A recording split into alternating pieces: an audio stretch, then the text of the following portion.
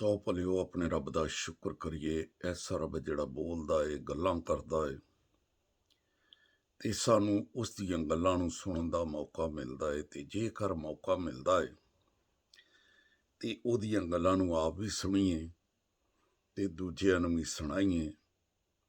ਤੇ YouTube ਦੇ ਉੱਤੇ ਮੇਰਾ ਚੈਨਲ ਦਾ ਨਾਂ ਹੈ ਰੱਬ ਦੀਆਂ ਗੱਲਾਂ। ਇਸ ਨੂੰ ਲਾਈਕ ਕਰੀਏ, ਸ਼ੇਅਰ ਕਰੀਏ, ਬੈਲ ਦਾ ਬਟਨ ਦਬਾਈਏ ਤਾਂ ਕਿ ਵਕਤ ਉੱਤੇ ਖੁਦਾ ਦੀਆਂ ਗੱਲਾਂ, ਰੱਬ ਦੀਆਂ ਗੱਲਾਂ ਤੁਹਾਡੇ ਤੱਕ ਪਹੁੰਚਦੀਆਂ ਨਾ ਰਹਿਣ। ਤੇ ਦੂਸਰਾ ਤਮੋਥੀਉਸ 2:2 ਦੇ ਵਿੱਚ ਰਸੂਲ ਤਮੋਥੀਉਸ ਨੂੰ ਕਹਿੰਦਾ, ਜਿਹੜੀਆਂ ਗੱਲਾਂ ਬਹੁਤ ਸਾਰੇ ਗਵਾਹਾਂ ਦੇ ਸਾਹਮਣੇ ਤੂੰ ਮੇਰੇ ਕੋਲੋਂ ਸੁਣ ਲਈਆਂ ਨੇ, ਇਹਨਾਂ ਗੱਲਾਂ ਨੂੰ ਦਿਆਨਤਦਾਰ ਬੰਦਿਆਂ ਦੇ ਸਪੁਰਦ ਕਰੀ, ਜਿਹੜੇ ਗਾਂ ਹੋਰਨਾਂ ਨੂੰ ਵੀ ਦੱਸਣ। ਸੋ ਇਹ ਗੱਲਾਂ ਨਾ ਸਿਰਫ ਸੁਣਨ ਵਾਸਤੇ ਆ, ਬਲਕਿ ਅੱਗੇ ਦੱਸਣ ਵਾਸਤੇ ਇਹ ਗੱਲਾਂ ਦਿਆਨਤਦਾਰ ਬੰਦਿਆਂ ਦੇ, ਜਿਹੜੇ ਗਾਂ ਤੋਂ ਗਾਂ ਦੱਸਣ। यिर्मयाह 23:28 ਚ ਲਿਖਿਆ, ਜਿਸ ਨਬੀ ਕੋ ख्वाब ਦੱਸੇ, ਜਿਹਦੇ ਕੋ ਮੇਰਾ ਕਲਾਮ ਹੈ, ਮੇਰੇ ਕਲਾਮ ਨੂੰ ਦਿਆਨਤਦਾਰੀ ਨਾਲ ਸੁਣਾਵੇ, ਸੋ ਭਲਿਓ ਸਾਡੇ ਕੋਲ ਹੈਗਾ ਹੈ।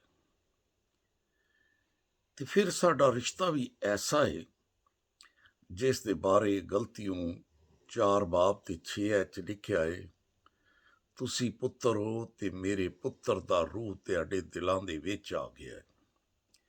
ਤੁਸੀਂ ਪੁੱਤਰ ਹੋ ਤੇ ਮੇਰੇ ਪੁੱਤਰ ਦਾ ਰੂਹ ਤੁਹਾਡੇ ਦਿਲਾਂ ਦੇ ਵਿੱਚ ਆ ਗਿਆ ਹੈ। ਇਸੇ ਕਰਕੇ ਤੁਸੀਂ ਅੱਬਾ, ਯਾਨੀ ਬਾਪ ਕਹਿ ਕੇ ਪੁਕਾਰਦੇ ਹੋ। ਏਡਾ ਵੱਡਾ ਰਿਸ਼ਤਾ ਸਾਡੇ ਨਾਲ ਰੱਬ ਨੇ ਜੋੜ ਲਿਆ। ਤੇ ਫਿਰ ਵੀ ਪਰੇਸ਼ਾਨ ਆ, ਫਿਰ ਵੀ ਬੁਜ਼ਦਲ ਬਣੇ ਹੋਏ ਆ, ਕਲਾਮ ਵੀ ਕੋਲ, ਤੇ ਮੂਸਾ ਦੀ ਤਰ੍ਹਾਂ, ਖੁਦਾ ਦੇ ਬੰਦੇ ਦੀ ਤਰ੍ਹਾਂ ਯਕੀਨ ਨਹੀਂ ਕਰਦੇ ਪਏ। ਦੇਖੋ, ਖੁਦਾ ਨੇ ਅਜੀਬ ਕੰਮ ਕੀਤਾ।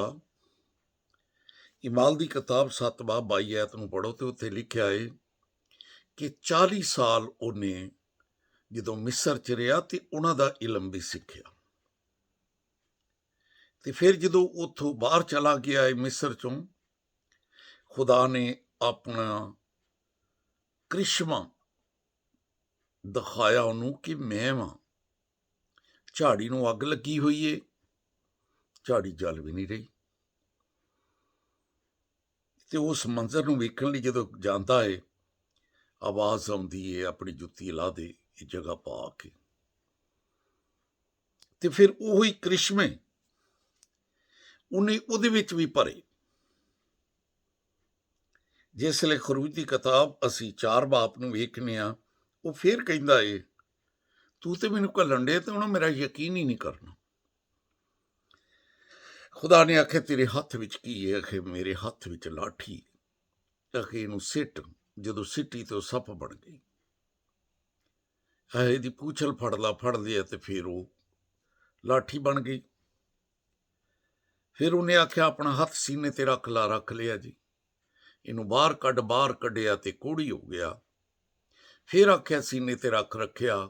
ਫਿਰ ਆਖਿਆ ਕੱਢ ਤੇ ਹੱਥ ਸਾਫ਼ ਹੋ ਗਿਆ। ਸੋ ਭਰਾਓ, ਖੁਦਾ ਆਪਣੀ ਕੁਦਰਤ ਦੇ ਕੇ ਖਾਦਮਾਂ ਨੂੰ, ਆਪਣੇ ਲੋਕਾਂ ਨੂੰ ਭੇਜਦਾ ਹੈ, ਆਪਣੇ ਪੁੱਤਰਾਂ ਨੂੰ ਭੇਜਦਾ ਹੈ। ਸਿਰਫ ਅਸੀਂ ਉਹਦੀ ਕੁਦਰਤ ਨੂੰ, ਉਹਦੀ ਗੱਲ ਤੇ ਯਕੀਨ ਨਹੀਂ ਕਰਦੇ। ਤੇ ਜਦੋਂ ਅਸੀਂ ਉਹਦੀ ਗੱਲ ਤੇ ਯਕੀਨ ਹੀ ਨਹੀਂ ਕਰਦੇ ਤੇ ਫਿਰ ਉਹ ਸਾਡੇ 'ਚ ਕੁਦਰਤ ਵੀ ਨਹੀਂ ਆਉਂਦੀ। ਮਰਕਸ ਦੀ ਅੰਜੀਲ 16:16 ਤੋਂ ਪੜ੍ਹੀਏ ਤੇ ਲਿਖਿਆ ਹੈ ਕਿ ਜਿਹੜਾ ਈਮਾਨ ਲਿਆਵੇ ਉਹ ਬਪਤਿਸਮਾ ਲਏ ਤੇ ਉਹ ਨਜਾਤ ਪਾਵੇਗਾ, ਤੇ ਜਿਹੜਾ ਈਮਾਨ ਨਾ ਲਿਆਵੇ ਉਹ ਮੁਜਰਮ ਠਹਿਰਾਇਆ ਜਾਵੇਗਾ। ਅਸੀਂ ਉਹ ਕੰਮ ਕਰਨੇ ਆ ਕਿ ਮੁਜਰਮ ਬਣਨੇ ਆ, ਨਸਲ ਦਰ ਨਸਲ ਮੁਜਰਮ ਬਣੀ ਆਉਂਦੇ ਆ, ਕਿ ਈਮਾਨ ਲਿਆ ਕੇ ਬਪਤਿਸਮਾ ਨਹੀਂ ਲੈਣਾ। ਹਾਲਾਂਕਿ ਵੇਖਦੇ ਵੀ ਪਏ ਆ ਕਿ ਉਹ ਵਾਅਦੇ ਦੇ ਮੁਤਾਬਕ ਆਪਣੇ ਲੋਕਾਂ ਦੇ ਨਾਲ ਏ। ਜੇ ਉਹਨੇ ਆਖਿਆ ਈਮਾਨ ਲਿਆਉਣ ਵਾਲਿਆਂ ਦੇ ਦਰਮਿਆਨ ਮੋਜਜ਼ੇ ਹੋਣਗੇ, ਤੇ ਇਸੇ ਤਰ੍ਹਾਂ ਹੁੰਦੇ ਵੀ ਏ। ਉਹੀ ਲੋਕ ਏ, ਉਹ ਵੀ ਬਾਪ ਹੀ ਕਹਿੰਦੇ ਆ, ਜਿਨ੍ਹਾਂ ਦੇ ਵਸੀਲੇ ਮੋਜਜ਼ੇ ਹੁੰਦੇ ਆ, ਜਿਨ੍ਹਾਂ ਦੇ ਵਸੀਲੇ ਖੁਦਾ ਦੀ ਕੁਦਰਤ ਨਜ਼ਰ ਆਉਂਦੀ ਹੈ, ਉਹ ਜਿਨ੍ਹਾਂ ਦੇ ਨਾਲ ਉਹ ਆਣ ਕੇ ਖੁਦ ਰਹਿੰਦਾ ਹੈ ਫਿਰ, ਕਿਉਂਕਿ ਅਬਰਾਨੀ ਦਾ ਮਸਨਫ ਪਲੂਸ ਰਸੂਲ ਜਿਸਲੇ 2 ਬਾਪ ਉਹਦੀਆਂ ਪਹਿਲੀਆਂ 4 ਐਤਾਂ ਪੜ੍ਹੀਏ ਤੇ ਉਹ ਦੱਸਦਾ ਏ ਕਿ ਜਿਹੜੀਆਂ ਅਸੀਂ ਗੱਲਾਂ ਸੁਣਨੇ ਆ ਉਹਨਾਂ ਤੇ ਦਿਲ ਲਾ ਕੇ ਗੌਰ ਕਰੀਏ। ਅਸੀਂ ਭਰਾਓ ਗੌਰ ਨਹੀਂ ਕਰਦੇ, ਸਾਨੂੰ ਚੰਗੀਆਂ ਨਹੀਂ ਲੱਗਦੀਆਂ, ਕਿਉਂਕਿ ਦੂਸਰਾ ਤਿਮੋਥੀ 4 ਬਾਪ ਨੂੰ ਪੜ੍ਹ ਕੇ ਵੇਖ ਲਵੋ। ਰਸੂਲ ਨੇ ਤਿਮੋਥੀਉਸ ਨੂੰ ਆਖਿਆ ਕਿ ਖੁਦਾਵੰਦ ਯਿਸੂ ਮਸੀਹ ਆ ਰਿਹਾ, ਉਸ ਦੀ ਆਮਦ, ਉਸ ਦਾ ਜ਼ਹੂਰ ਹੋ ਰਿਹਾ ਹੀ, ਉਹ ਆਦਲ ਮੁਨਸਫ ਬਾਦਸ਼ਾਹੀ ਤੇ ਉਹਨੇ ਆ ਜਾਣਾ ਹੀ। ਇਸ ਕਰਕੇ ਤੂੰ ਕਲਾਮ ਦੀ ਮਨਾਦੀ ਕਰ ਤੇ ਵਕਤ ਬੇਵਕਤ ਮੁਸਤਦ ਰਹਿ, ਹਰ ਤਰ੍ਹਾਂ ਤਹਮਲ ਨਾਲ, ਤਲੀਮ ਨਾਲ, ਮਲਾਮਤ ਨਾਲ, ਨਸੀਹਤ ਨਾਲ ਸਮਝਾ ਦੇ। ਲੋਕਾਂ ਨੇ ਸਹੀ ਗੱਲਾਂ ਦੀ ਬਰਦਾਸ਼ਤ ਨਹੀਂ ਕਰਨੀ। ਸਹੀ ਗੱਲਾਂ ਹੀ ਸਾਡੇ ਵਾਸਤੇ ਠੀਕ ਹੈ ਤੇ ਅਸੀਂ ਬਰਦਾਸ਼ਤ ਨਹੀਂ ਕਰਦੇ, ਸਾਨੂੰ ਚੰਗੀਆਂ ਨਿਗੀਆਂ ਲੱਗਦੀਆਂ।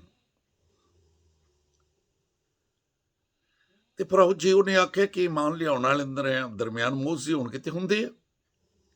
ਅਬਰਾਨੀਆਂ 2 ਬਾਪ ਉਹਦੀ ਪਹਿਲੀ ਐ ਚ ਲਿਖਿਆ ਏ, ਜਿਹੜੀਆਂ ਗੱਲਾਂ ਅਸੀਂ ਸੁਣਨੇ ਆ ਉਹਨਾਂ ਗੱਲਾਂ ਤੇ ਦਿਲ ਲਾ ਕੇ ਗੌਰ ਕਰੀਏ। ਅਸੀਂ ਗੌਰ ਨਹੀਂ ਕਰਦੇ, ਅਸੀਂ ਬਹਿ ਕੇ ਦੂਰ ਨਿਕਲ ਜਾਂਦੇ ਹਾਂ, ਕਿਉਂਕਿ ਸਾਨੂੰ ਚੰਗੀਆਂ ਜ਼ਿੰਦਗੀਆਂ ਲੱਗਦੀਆਂ। ਤੇ ਜਿਹੜਾ ਕਲਾਮ ਲਿਖਿਆ ਫਰਿਸ਼ਤਿਆਂ ਦੀ ਮਾਰਫਤ ਹੋਇਆ, ਉਹ ਕਾਇਮ ਰਿਹਾ ਤੇ ਹਰ ਨਾਫਰਮਾਨ ਨੂੰ ਉਸ ਦੀ ਨਾਫਰਮਾਨੀ ਦਾ ਬਦਲਾ ਮਿਲਿਆ। ਜਿਸ ਨੇ ਵੀ ਨਾਫਰਮਾਨੀ ਕੀਤੀ, ਉਸ ਨਾਫਰਮਾਨ ਨੂੰ ਉਸ ਦੀ ਨਾਫਰਮਾਨੀ ਦਾ ਬਦਲਾ ਮਿਲਿਆ। ਤੇ ਫਿਰ ਬਾਈਬਲ 'ਚ ਲਿਖਿਆ ਹੈ, ਤੂੰ ਏਡੀ ਵੱਡੀ ਨਜਾਤ ਤੋਂ ਗਾਫਰ ਰਹਿ ਕੇ, ਏਡੀ ਵੱਡੀ ਨਜਾਤ ਤੋਂ ਗਾਫਰ ਰਹਿ ਕੇ ਕਿਵੇਂ ਬਚੇਗਾ? ਉਹ ਜਿਸ ਦਾ ਬਿਆਨ ਹੀ ਪਹਿਲੇ ਖੁਦਾਵੰਦ ਦੇ ਵਸੀਲੇ ਹੋਇਆ ਕਿ ਜਿਹੜਾ ਈਮਾਨ ਲਿਆਵੇ ਉਹ ਬਪਤਿਸਮਾ ਲਵੇ। ਇਹ ਤੇ ਖੁਦਾਵੰਦ ਨੇ ਜਦੋਂ ਮੌਤ, ਕਬਰ, ਸਲੀਬ ਤੇ ਫਤਹ ਪਾ ਲਈ। ਮਰਕਜ਼ 16 ਬਾਬ 14 ਤੋਂ ਪੜ੍ਹੋ। ਲਿਖਿਆ ਜਦੋਂ 11 ਨੂੰ ਜ਼ਿੰਦਾ ਹੋਇਆ ਤੇ 11 ਨੂੰ ਦਿਖਾਈ ਦਿੱਤਾ ਹੈ, ਕਿਉਂਕਿ ਪਹਿਲੋਂ 12 ਸੀ, ਜਿਸ ਵੇਲੇ ਉਹ ਜ਼ਿੰਦਾ ਹੈ ਉਸ ਵੇਲੇ 11 ਰਹਿ ਗਏ ਸੀ। 11 ਨੂੰ ਦਿਖਾਈ ਦਿੱਤਾ ਤੇ ਉਹਨੇ ਫਿਰ ਉਹਨਾਂ ਨੂੰ ਆਖਿਆ, ਉੱਠੋ ਸਾਰੀ ਖਲਕ ਦੇ ਸਾਹਮਣੇ ਅੰਜੀਲ ਦੀ ਮਨਾਦੀ ਕਰਿਓ। ਤੇ ਉਹਨਾਂ ਨੂੰ ਆਖਿਆ ਜਿਹੜਾ ਈਮਾਨ ਲਿਆਵੇ ਉਹ ਬਪਤਿਸਮਾ ਲਵੇ।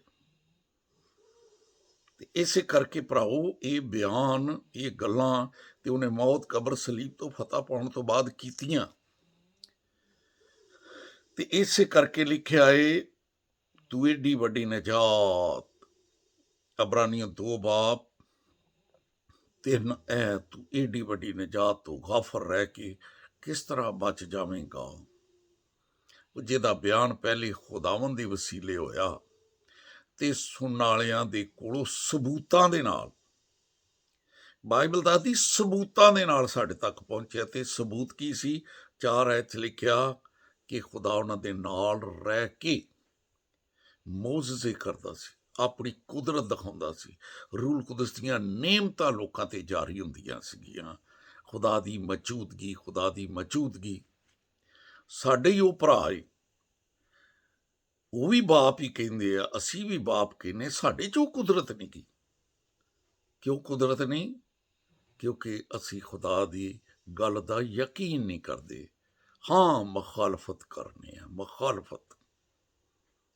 ਹਾਲਾਂਕਿ ਜ਼ਬੂਰ 119 ਉਹਦੀ 43 ਐਤ ਲਿਖਿਆ, ਹੱਕ ਗੱਲ ਨੂੰ ਮੇਰੇ ਮੂੰਹ ਤੋਂ ਜਦਾ ਨਾ ਹੋਣ ਦੇ, ਕਰਾਂ ਮੈਂ ਹੱਕ ਗੱਲ। ਰੋਮੀਓ ਪਹਿਲਾ ਬਾਬ 25 ਐਤ ਲਿਖਿਆ, ਜਿਨ੍ਹਾਂ ਨੇ ਸੱਚ ਨੂੰ ਬਦਲਿਆ ਤੇ ਝੂਠ ਬਣਾਇਆ। ਬਾਈਬਲ ਦਵਾਈ ਪਾਉਂਦੀ ਹੋ, ਤੁਸੀਂ ਤਾਂ ਲੋਕੋ ਉਹਨਾਂ ਦੀ ਇਬਾਦਤ ਤੇ ਉਹਨਾਂ ਦੀ ਪ੍ਰਸਤਿਸ਼ ਕਰਦੇ ਹੋ। ਰੱਬ ਕਹਿੰਦਾ ਮੇਰੀ ਨਹੀਂ ਕਰਦੇ, ਉਹਨਾਂ ਦੀ।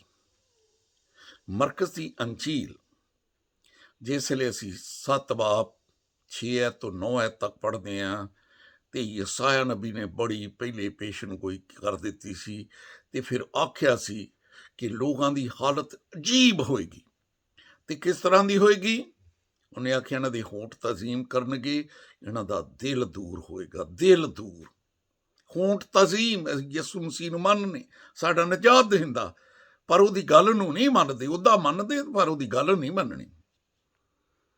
ਤੇ ਕਹਿੰਦਾ ਐਸੇ ਲੋਕਾਂ ਦੇ ਹੋਂਠ ਤਜ਼ੀਮ ਕਰਨਗੇ, ਦਿਲ ਦੂਰ ਹੋਏਗਾ ਤੇ ਇਹ ਬੇਫਾਇਦਾ ਮੇਰੀ ਪ੍ਰਸਤਿਸ਼ ਕਰਨਗੇ, ਕਿਉਂਕਿ ਇਨਸਾਨੀ ਅਹਿਕਾਮ ਦੀ ਤਾਲੀਮ ਦੇਣਗੇ। ਬੱਚੇ ਦਾ ਬਪਤਿਸਮਾ ਤੇ ਇਨਸਾਨੀ ਅਹਿਕਾਮ ਦੀ ਤਾਲੀਮ ਹੈ, ਬਾਈਬਲ 'ਚ ਤੇ ਕੋਈ ਨਹੀਂ। ਇਹ ਇਨਸਾਨੀ ਅਹਿਕਾਮ ਦੀ ਤਾਲੀਮ ਦੇਣਗੇ, ਖੁਦਾ ਦੇ ਹੁਕਮ ਨੂੰ ਰੱਦ ਕਰ ਦੇਣਗੇ, ਤਰਕ ਕਰ ਦੇਣਗੇ। ਇਨਸਾਨੀ ਅਹਿਕਾਮ ਦੀ ਤਾਲੀਮ। ਤੇ ਜਦੋਂ ਖੁਦਾ ਦੇ ਹੁਕਮ ਨੂੰ ਰੱਦ ਕਰ ਦੇਣਗੇ, ਤਰਕ ਕਰ ਦੇਣਗੇ, ਤੇ ਕਿਆ ਖੁਦਾ ਇਹਨਾਂ ਨਾਲ ਪਿਆਰ ਕਰੇਗਾ? ਨਹੀਂ, ਖੁਦਾ ਵੀ ਰੱਦ ਕਰੇਗਾ। ਯਰਮੀਆ 12 ਬਾਬ ਉਹਦੀ 8 ਐਤ ਤੋਂ ਪੜ੍ਹ ਕੇ ਵੇਖ ਲਓ, 7 ਤੇ 8 ਐਤ। ਯਰਮੀਆ ਨਬੀ ਦਾ ਸਹੀਫਾ, ਜਿਸ ਵੇਲੇ ਅਸੀਂ 7 ਤੇ 8 ਐਤ ਨੂੰ ਪੜ੍ਹਦੇ ਹਾਂ ਤੇ ਬਾਈਬਲ 'ਚ ਲਿਖਿਆ ਮਿਲਦਾ ਏ, ਮੈਂ ਵੀ ਆਪਣੇ ਲੋਕਾਂ ਨੂੰ ਤਰਕ ਕਰ ਦਿੱਤਾ। ਮੈਂ ਵੀ ਆਪਣੇ ਲੋਕਾਂ ਨੂੰ ਤਰਕ ਕਰ ਦਿੱਤਾ ਤੇ ਮੈਂ ਆਪਣੀ ਮਿਰਾਸ ਨੂੰ ਰੱਦ ਕਰ ਦਿੱਤਾ। ਮੈਂ ਆਪਣੇ ਲੋਕਾਂ ਨੂੰ ਤਰਕ ਕਰ ਦਿੱਤਾ, ਮੈਂ ਆਪਣੀ ਮਿਰਾਸ ਨੂੰ ਰੱਦ ਕਰ ਦਿੱਤਾ, ਮੈਂ ਆਪਣੇ ਦਿਲ ਦੀ ਮਹਿਬੂਬਾ ਨੂੰ। ਖੁਦਾ ਇਕਰਾਰ ਕਰਦਾ ਹੈ ਕਿ ਲੋਕ ਮੇਰੇ ਦਿਲ ਦੇ ਲੋਕ ਨੇ। ਮੈਂ ਆਪਣੇ ਦਿਲ ਦੀ ਮਹਿਬੂਬਾ ਨੂੰ ਉਹਦੇ ਦੁਸ਼ਮਣਾਂ ਦੇ ਹਵਾਲੇ ਕਰ ਦਿੱਤਾ। ਤੇ 8 'ਚ ਲਿਖਿਆ, ਮੇਰੀ ਮਿਰਾਸ ਮੇਰੇ ਲਈ ਜੰਗਲੀ ਸ਼ੇਰ ਬਣ ਗਈ। ਜੰਗਲੀ। ਤੇ ਉਹਨਾਂ ਮੇਰੇ ਖਿਲਾਫ, ਖੁਦਾ ਆਪਣੀ ਆਵਾਜ਼ ਦੇ ਖਿਲਾਫ ਗੱਲ ਨਹੀਂ ਉਹ ਸੁਣਨਾ ਚਾਹੁੰਦਾ ਭਰਾਓ। ਜ਼ਬੂਰ 138 ਉਹਦੀ 2 'ਚ ਲਿਖਿਆ, ਖੁਦਾ ਨੇ ਆਪਣੇ ਕਲਾਮ ਨੂੰ ਹਰ ਨਾਂ ਤੋਂ ਜ਼ਿਆਦਾ ਅਜ਼ਮਤ ਬਖਸ਼ੀ ਏ। ਇਸੇ ਕਰਕੇ 2 ਕਰੰਥੀ 2 ਬਾਬ 17 ਐਤ ਨੂੰ ਪੜ੍ਹ ਲਓ। ਰਸੂਲ ਜਦੋਂ ਗੱਲ ਕਰਦਾ ਤੇ ਕਹਿੰਦਾ ਏ, ਅਸੀਂ ਕਲਾਮ ਤੋਂ ਬਾਹਰ ਨਹੀਂ ਜਾਂਦੇ, ਸਾਡਾ ਸ਼ੁਮਾਰ ਉਹਨਾਂ ਬੰਦਿਆਂ ਦੇ ਵਿੱਚੋਂ ਹੈ ਹੀ ਨਹੀਂ। ਅਸੀਂ ਕਹਿੰਦਾ ਦਿਲ ਦੀ ਸਫਾਈ ਨਾਲ, ਖੁਦਾ ਦੀ ਤਰਫੋਂ ਦਿਲ ਦੀ ਸਫਾਈ ਨਾਲ ਜਦੋਂ ਗੱਲ ਕਰਨੇ, ਸਾਡਾ ਦਿਲ ਸਾਫ਼ ਹੈ ਕਿ ਤੂੰ ਕਲਾਮ ਦੀ ਗੱਲ ਕੀਤੀ। ਦਿਲ ਦੀ ਸਫਾਈ ਨਾਲ ਖੁਦਾ ਦੀ ਤਰਫੋਂ, ਖੁਦਾ ਨੂੰ ਹਾਜ਼ਰ ਜਾਣ ਕੇ ਮਸੀਹ 'ਚ ਬੋਲਣੇ। ਕੋਈ ਕਵੇ ਹਾਂ ਖੁਦਾ ਨੂੰ ਹਾਜ਼ਰ ਜਾਣ ਕੇ, ਖੁਦਾ ਨੂੰ ਹਾਜ਼ਰ ਜਾਣ ਕੇ ਕਵੇ ਕਿ ਬੱਚੇ ਦਾ ਬਪਤਿਸਮਾ ਠੀਕ ਹੈ। ਧੱਕਾ ਕਰਨੇ, ਧੱਕਾ। ਖੁਦਾ ਦੇ ਖਿਲਾਫ ਆਪਣੀ ਆਵਾਜ਼ ਨੂੰ ਬੁਲੰਦ ਕਰਨੇ, ਧੱਕਾ ਕਰਨੇ ਭਰਾਓ ਅਸੀਂ। ਇਸੇ ਕਰਕੇ ਉਹ ਵੀ ਲਿਖਿਆ ਯਰਮੀਆ 12 ਬਾਬ ਦੀ 8 'ਚ, ਮੈਂ ਆਪਣੀ ਮਿਰਾਸ ਨੂੰ, ਜਿਹੜੀ ਮੇਰੇ ਲਈ ਜੰਗਲੀ ਸ਼ੇਰ ਬਣ ਗਈ, ਕਿਉਂਕਿ ਇਸ ਇਦਾਂ ਬਣੇ ਕਿ ਇਹਨਾਂ ਮੇਰੇ ਖਿਲਾਫ ਆਪਣੀ ਆਵਾਜ਼ ਨੂੰ ਬੁਲੰਦ ਕੀਤਾ ਤੇ ਮੈਨੂੰ ਫਿਰ ਇਹਨਾਂ ਤੋਂ ਨਫ਼ਰਤ ਹੋਈ ਏ।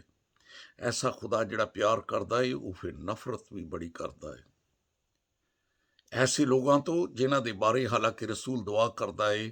ਰੋਮੀਓ 10 ਬਾਬ ਉਹਦੀਆਂ ਪਹਿਲੀਆਂ 3 ਐਤਾਂ ਪੜ੍ਹੋ ਨਾ, ਤੇ ਲਿਖਿਆ ਮਿਲਦਾ ਏ, ਮੇਰੇ ਦਿਲ ਦੀ ਆਰਜ਼ੂ ਤੇ ਇਹਨਾਂ ਦੀ ਦਿਨੋਂ ਦੁਆ ਏ ਕਿ ਇਹ ਨਜਾਤ ਪਾ ਜਾਣ। ਵੇਖੋ, ਦੁਆ ਕਰਦਾ ਏ ਕਿ ਇਹ ਨਜਾਤ ਪਾ ਜਾਣ, ਨਜਾਤ। ਕਿਉਂਕਿ ਖੁਦਾ ਦੇ ਬਾਰੇ ਗੈਰਤ ਤੇ ਰੱਖਦੇ ਨੇ, ਪਰ ਸਮਝ ਦੇ ਨਾਲ ਨਹੀਂ ਰੱਖਦੇ। ਇਸ ਕਰਕੇ ਕਿ ਖੁਦਾ ਦੀ ਰਾਸਤਬਾਜ਼ੀ ਤੋਂ ਨਵਾਕਫ ਹੋ ਕੇ ਅਸੀਂ ਨਹੀਂ ਵੱਡੇ ਦਾ ਬਪਤਿਸਮਾ ਮੰਨਨੇ, ਅਸੀਂ ਨਹੀਂ ਬਾਈਬਲ 'ਚ ਜੋ ਕੁਝ ਲਿਖਿਆ ਅਸੀਂ ਨਹੀਂ ਮੰਨਨੇ, ਅਸੀਂ ਤੇ ਜਿਹੜੇ ਝੂਠੇ ਲੋਕ ਕਹਿੰਦੇ ਉਹਨਾਂ ਦੀ ਗੱਲ ਮੰਨਣੀ। ਲਿਖਿਆ ਇਸ ਲਈ ਕਿ ਖੁਦਾ ਦੀ ਰਾਸਤਬਾਜ਼ੀ ਤੋਂ ਨਵਾਕਫ ਹੋ ਕੇ ਆਪਣੀ ਰਾਸਤਬਾਜ਼ੀ ਕਾਇਮ ਕਰਨ ਦੀ ਕੋਸ਼ਿਸ਼ ਕਰਕੇ, ਖੁਦਾ ਦੀ ਰਾਸਤਬਾਜ਼ੀ ਦੇ, ਖੁਦਾ ਦੇ ਕਲਾਮ ਦੇ ਤਾਬਿਆ ਨਾ ਹੋਏ। ਤੇ ਜੇ ਕਲਾਮ ਦੇ ਤਾਬਿਆ ਨਹੀਂ ਹੋਵਾਂਗੇ, ਕਲਾਮ ਨੂੰ ਤਰਕ ਕਰਾਂਗੇ, ਕਲਾਮ ਨੂੰ ਰੱਦ ਕਰਾਂਗੇ, ਤੇ ਖੁਦਾ ਪਿਆਰ ਕਰੇਗਾ? ਨਹੀਂ ਬਈ। ਉਹ ਵੀ ਕਹਿੰਦਾ ਮੈਂ ਆਪਣੇ ਲੋਕਾਂ ਨੂੰ ਤਰਕ ਕਰ ਦਿੱਤਾ, ਮੈਂ ਆਪਣੀ ਮਿਰਾਸ ਨੂੰ ਰੱਦ ਕਰ ਦਿੱਤਾ, ਮੈਂ ਆਪਣੇ ਦਿਲ ਦੀ ਮਹਿਬੂਬਾ ਨੂੰ ਦੇ ਦੁਸ਼ਮਣਾਂ ਦੇ ਹਵਾਲੇ ਕਰ ਦਿੱਤਾ। ਮੇਰੀ ਮਿਰਾਸ 8 ਐਤ, ਯਰਮੀਆ 12 ਬਾਬ 8 'ਚ ਲਿਖਿਆ, ਮੇਰੀ ਮਿਰਾਸ ਮੇਰੇ ਲਈ ਜੰਗਲੀ ਸ਼ੇਰ ਬਣ ਗਈ ਤੇ ਇਹਨਾਂ ਨੇ ਮੇਰੇ ਖਿਲਾਫ ਆਪਣੀ ਆਵਾਜ਼ ਨੂੰ ਬੁਲੰਦ ਕੀਤਾ। ਆਓ ਆਪਣੀ ਆਵਾਜ਼ ਨੂੰ ਖੁਦਾ ਦੇ ਖਿਲਾਫ ਨਾ ਬੁਲੰਦ ਕਰੀਏ, ਬਲਕਿ ਡਰ ਜਾਈਏ ਕਿ ਇਹ ਖੁਦਾ ਹੁਣ ਸਾਡੇ ਕੋਲ ਭੁੱਲ ਆਈ।